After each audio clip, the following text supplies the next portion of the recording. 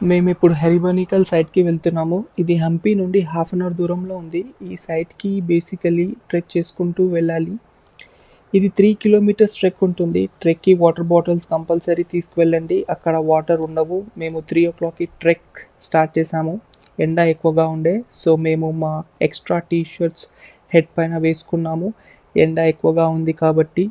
So ఈ trek అయితే ఎక్సలెంట్‌గా ఉండే. ఈ సైట్ ఒక స్పెషాలిటీ ఏమిటంటే ఇది 5000 ఇయర్స్ బ్యాక్ కట్టారు. చాలామంది ఏమంటున్నారంటే ఇది మరుగుజ్జులు ఉండే ప్లేస్. సో షార్ట్ పీపుల్ ఉంటారు కదా, వాళ్ళు అప్పట్లో ఉండే వాళ్ళ హౌజెసే ఇవి అంటున్నారు. ఇంకా కొంతమంది ఏమంటారంటే ఇది ఎనిమల్స్ శ్మశాన వాటిక. అప్పట్లో వాళ్ళ ఎనిమల్స్ ఇక్కడ చనిపోతే పూడ్చేవారు out of respect and memory కోసం అంటున్నారు. బట్ హిస్టోరియన్స్ ఏమంటున్నారంటే ఇది ఒక శ్మశాన వాటిక. ఇక్కడ ఎవరైనా వాళ్ళ ఫ్యామిలీ మెంబర్స్ చనిపోతే ఇక్కడ పూడ్చేవారు. కానీ పూడ్చే విధానం వేరు. పెద్ద పెద్ద బండరాలను ఒకదానిపై ఒకటి పెట్టేవారు.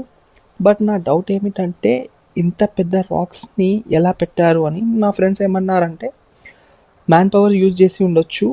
సో అప్పట్లో ఇది కామన్, వాళ్ళు చాలా స్ట్రాంగ్గా ఉండేవారు. So racks and sticks use చేసి ఉంటారు ఒకదానిపై ఒకటి పెట్టడానికి అంటున్నారు.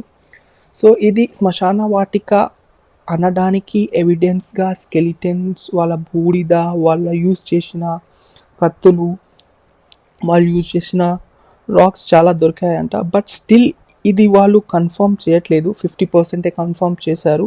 సో మనకి ఇది తెలియకపోవచ్చు ఇది ఎందుకు కట్టారో. బట్ ట్రెక్ చేయండి, చాలా ఎక్సలెంట్గా ఉంటుంది.